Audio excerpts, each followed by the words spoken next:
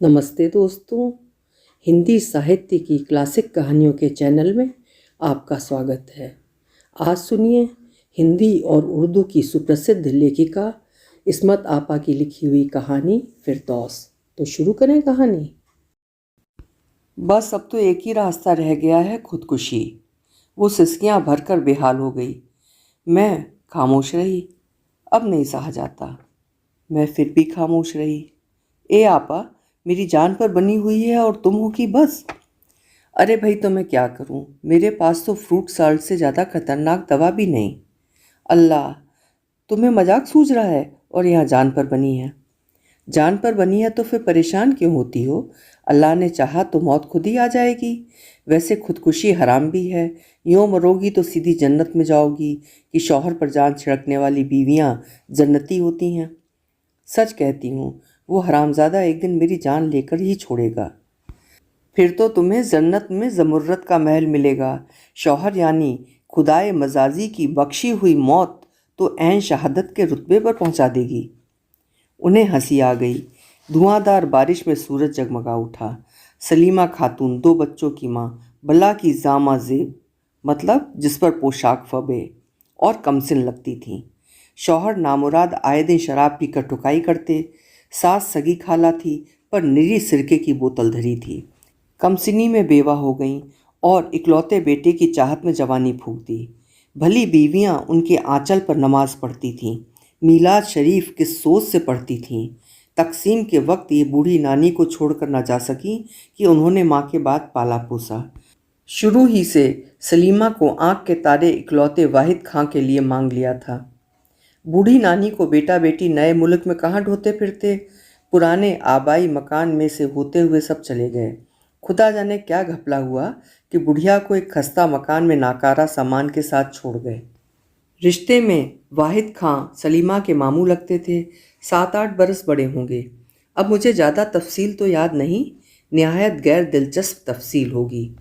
लखनऊ में सलीमा ने एफ़ए तक तालीम पाई और फिर वाहिद खान बीए के बाद किसी फर्म से बम्बई में जुड़ गए और शादी करके माँ समेत आ गए। 2 बच्चे हुए। सलीमा ने ट्रेनिंग लेकर म्यूनिसिपल स्कूल में नौकरी कर ली। वाहिद की आमदनी अच्छी थी। 2 बच्चे, टूटी फूटी दादी क्या संभाल पाती? सलीमा से मेरी मुलाकात एक स्कूल के जलसे में हुई थी। बड़ी अदबनवाज थी। कभी मुशायरों में मिलना हो जाता। वो मोहम्मद अली रोड पर रहती थी। कभी उधर जाना होता तो मैं थकान उतारने उसके यहाँ चली जाती और कभी मेरी ड्राइव पर चाय का प्रोग्राम बनता तो वो मेरे पास भी आ जाती। मगर उसके शौहर कुछ खिंचे से रहते।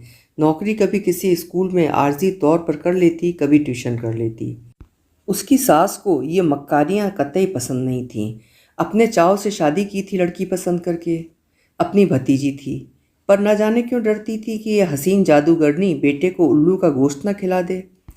सलीमा बताती थी कि मेरी खामखा शिकायतें करती रहती है।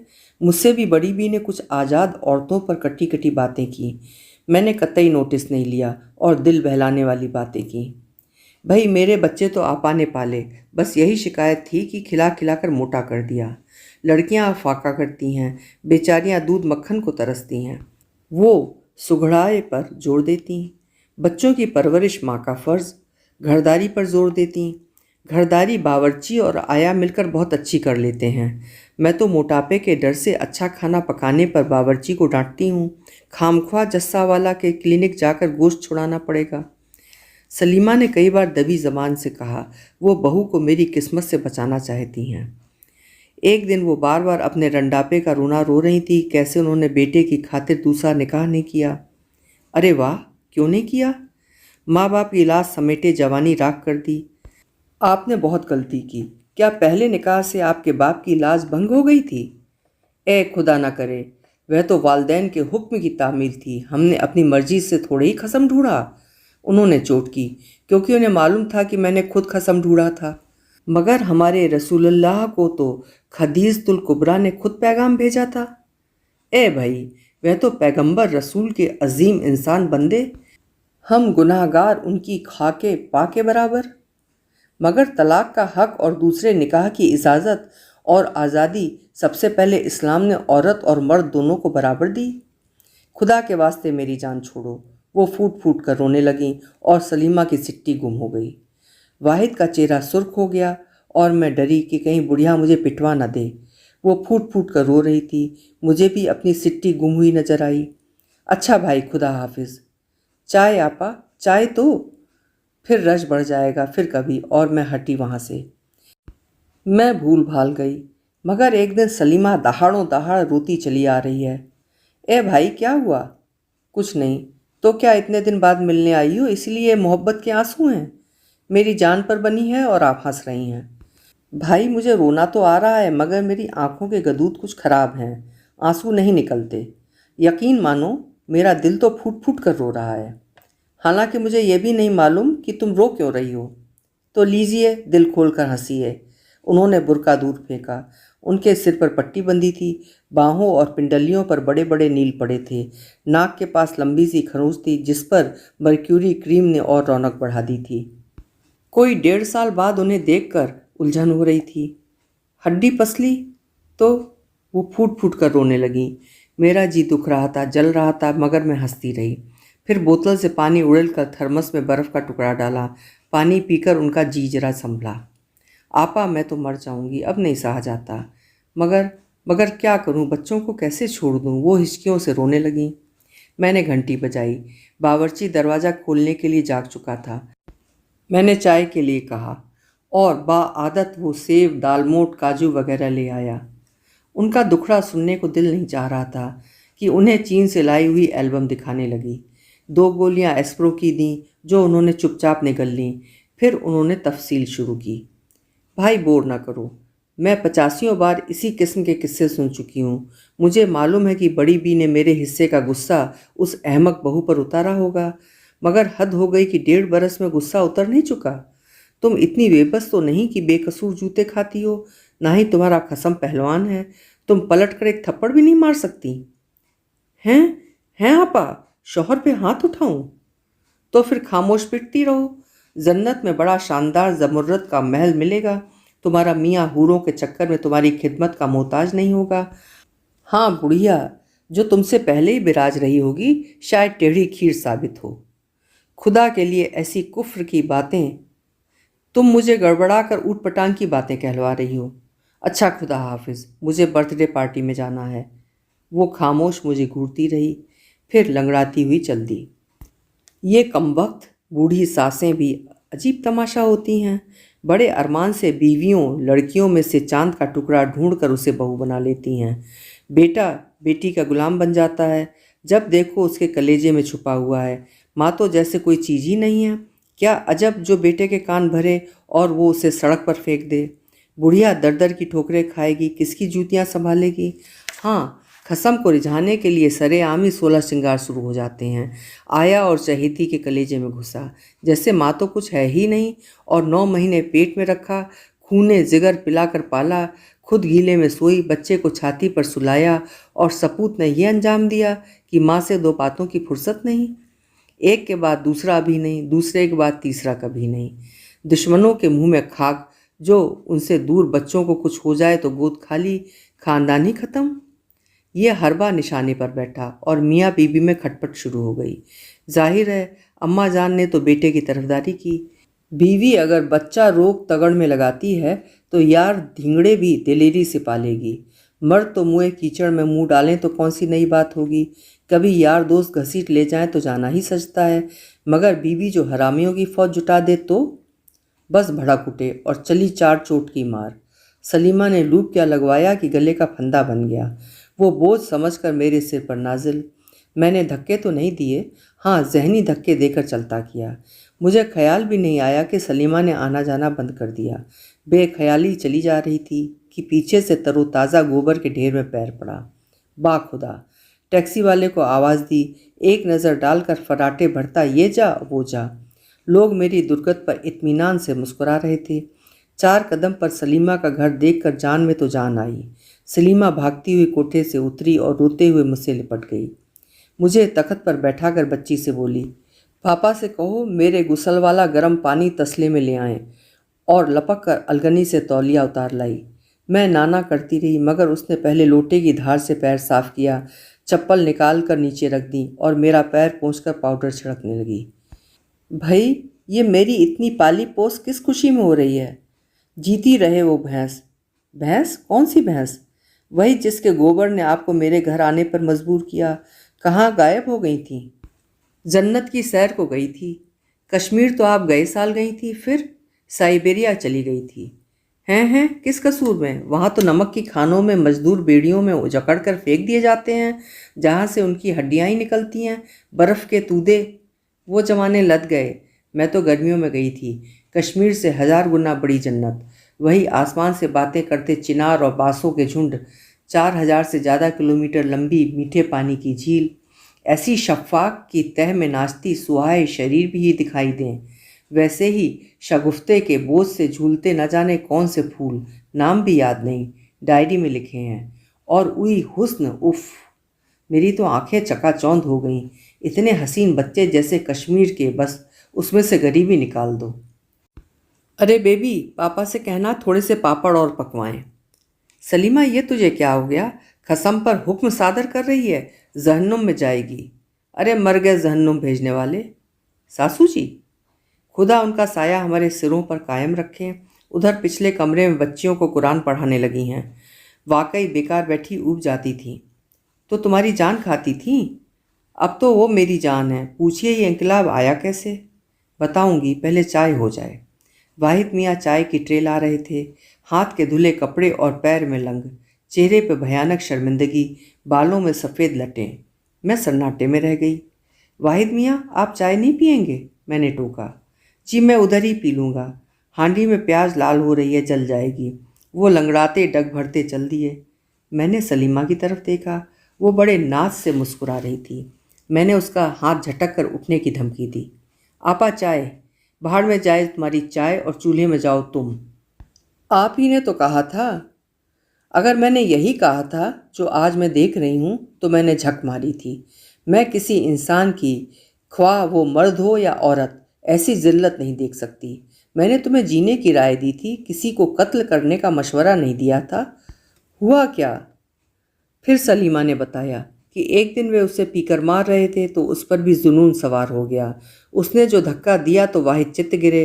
फिर दोनों में गुत्थम गुत्था हो गई और सलीमा बिल्कुल पागल हो गई। उसने उनकी पिंडली में ऐसे दांत गड़ाए कि खून का फव्वारा छूटा। कोई ऐसी रग कट गई थी कि खून रुके न रुका। वाहिद बेहोश। अम्मा की चिल्ली घोर सुनकर मोहल्ले वाले आ गए, उन्हें अस्पताल ले गए, मगर खून किसी तरह बंद ना होता था। कितनी ही बोतलें चढ़ाई गईं, महीनों खटिया गोड़ी, सारा जमा जत्था चुक गया। जो ज़मीन का टुकड़ा था गिरवी हो गया। स्टील के कारखाने में जो नौकरी थी वो भी गई, क्योंकि उनका रिकॉर्ड खराब था। वार्निंग पर वार्निंग मिल चुकी थी। ऊपर से अफसर पर नशे में हाथ छोड़ बैठे। प्रोविडेंट फंड पर पहले ही हाथ डाल चुके थे। बोतल की आदत ने नींव वहशी बना दिया। सलीमा को स्कूल में फिर पुरानी जगह मिल गई। अब खुदा के करम से इंटर तक हो गया है और उस उर्दू स्कूल की वो प्रिंसिपल है। 1200 तनख्वाह, ऊपर से अलाउंस, अच्छी गुजर हो जाती है। पैर का लंग नहीं गया? कहते हैं विलायत में ऑपरेशन कराना पड़ेगा तो शायद ठीक हो जाए। जहरबाद हो गया था। जान ही बच गई तो खुदा की मेहरबानी थी कि वो बड़ा रहम वाला है। अम्मा की तो कमर टूट गई। मुझे सीने से लगाकर बहुत रोती थी। मैंने उनके पैर पकड़ लिए। उनके सिवाय मेरा कौन है? बड़े चाव से मुझे मांगा था, फिर ना जाने क्या हो गया उन्हें। और चुड़ैल, तूने खसम को बावर्ची बना दिया। फटकार है तेरी सूरत पर। लो, मैंने चाय पी ली और वाहिद के तले हुए पापड़ भी ज़रूर। अब तुम गारत हो जाओ और वाहिद को मेरे पास भेज दो। आप हद करती हैं आपा। अब उन्हें मेरे खिलाफ भड़काओगी? उनसे क्या कहना है मुझसे कहिए ना। तुम्हारी बला से मुझे कुछ भी कहना है तो हमारी बातें सेंध करती रहना। तुम्हें मुझ पर भरोसा नहीं है तो भरोसा, पर आप ऐसे जन्नाटे से बात करती हैं कि इंसान मरगूब हो जाता है। गधी, तुम्हें यकीन है कि मैं उन्हें तेरे खिलाफ भड़काऊंगी? मैं वाकई बददिल हो गई। नहीं आपा जान, ठीक है, आप भड़का कर भी देख लीजिए। ये इम्तहान भी हो जाए तो अच्छा है। ये बात हुई ना कुछ। वो चली गई तो वाहिद मियाँ लंगड़ाते हुए आए। जी क्या हुक्म है? बदतमीज़ी ना करो, मुझे तुमसे एक ज़रूरी बात में सलाह लेना है। मैंने उन्हें बोलने ही नहीं दिया। मुझे इनकम टैक्स रिटर्न देना है और मेरी कुछ समझ में नहीं आता। मेरी मकानदारनी मुझे बोर कर रही है, फ्लैट छोड़ने को कहती है। पक्के स्टाम्प पर 250 किराया लिखवाया था और उसके गुर्गे मुझे परेशान करके किराया बढ़वाए जा रहे हैं। अभी और बढ़ाया है, 500 कर दिया। नीचे जिस वार्ड पर फ्लैट में रहने वालों के नाम लिखे हैं वहाँ अपने नाम का बोर्ड जड़ दिया है। उसके आदमी वक्त बेवक्त उससे मिलने आते हैं। 1000 बार कह दिया है कि वो यहाँ नहीं रहती। वो कहाँ रहती है कोई नहीं जानता। कभी सुना है हांगकांग में मुस्तकिल व्यापार है, कभी पाकिस्तान में सेटल होने की इत्तला आती है। जो उस पते पर उसे पूछने आते हैं वो खामख्वाह मेरा वक्त बर्बाद करते हैं। मैं अक्सर घर में तन्हा होती हूँ। अब मैंने गोरखे से कह दिया है कि मुझसे बगैर पूछे वो किसी को मेरे पास ना आने दे। तो मेरे अपनों को इस रोकथाम से बड़ा बुरा लगता है। कौन बदमाश हैं वो, मुझे बताइए सालों को। वो एकदम घबरा गए। ये गाली तुम मेरे हिसाब से जोड़ दो, शुक्रिया। वो मुस्कुराने लगे। इसके अलावा मुझे इनकम टैक्स भरना नहीं आता। बहुत ज़्यादा काम नहीं है, मगर जो बात समझने से जी घबराता है वो बड़ी मुश्किल, मेरा मतलब है बड़ी लगती है। तो आप उनसे कहिएगा। वे कुछ सहम कर बोले, हाँ मैंने पहले ही कह दिया कि मुझे किसी की मदद चाहिए। अभी तुम्हारे बारे में भी पूछ लूँगी कि कौन सा वक्त ठीक रहेगा। सुबह शाम का एक ही वक्त हो जाए। रोटी कभी होटल से ले आता हूँ, कभी खुद डाल लेता हूँ। अब ऐसा करो, कल सुबह नाश्ते के वक्त काम ख़त्म कर लो और बस सब कागजात देख लो। वाहिद दूसरे दिन 8 बजे आ गए।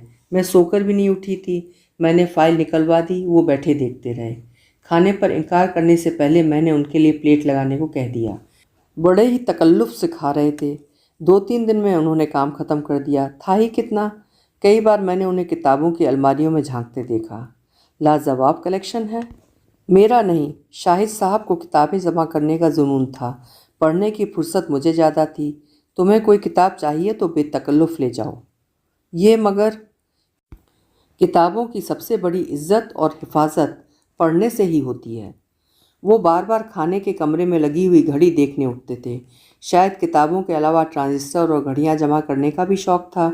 10-12 बहुत ही कीमती घड़ियां छोड़ गए। मैंने बांट दी कि मर्दाना घड़ियां लड़कियों के काम की नहीं थीं। अब भी 2-4 घड़ियां थीं। मैंने उन्हें एक निकाल कर दी। वो घबरा गए। नहीं नहीं, बहुत कीमती है। मैंने कई तो बांट दी। शाहिद साहब के बाद बेकार पड़ी थी। आप इस्तेमाल करेंगे तो मुझे खुशी होगी। वो चुप हो गए। मेरा काम ख़त्म हो रहा था, मगर मेरी भांजी सलीमा को मदद की ज़रूरत थी। इनकम टैक्स के चक्कर में परेशान थी। देखते ही देखते उनके पास इतना काम हो गया था कि फुर्सत ही नहीं मिलती थी। वो 1500 की घड़ी कबूल करने के बाद कुछ लेने को तैयार नहीं हुए। दबी जबान से बोले, अगर फ़ोन लग जाए तो। फ़ोन लग गया। फिर ऐसा हुआ कि पिछले इतवार को टिन्नू की सालगिरह थी। मैं गई तो ऐसा लगा किसी अजनबी घर में भूले से आ गई हूँ। भड़कदार कपड़े पहने बच्चे ऊधम मचाए हुए थे। लंबा चौड़ा केक चौके पर सजा हुआ था। बड़ी भी कासनी चूड़ीदार और पत्ती के काम का सफ़ेद बुर्राक कुर्ता दुपट्टा पहने चौके पर डटी हुई थीं। उठकर मुझसे खूब गले मिली। तब बेअख्तियार मेरे दिल ने सोचा, अगर फिरदौस बर्रुए जमी अस्त, हमी अस्त व हमी अस्त व हमी अस्त। अभी आप सुन रहे थे इस्मत चुगताई जी की लिखी हुई कहानी फिरदौस। कल फिर मिलेंगे। आप खुश रहें, आबाद रहें। शुक्रिया।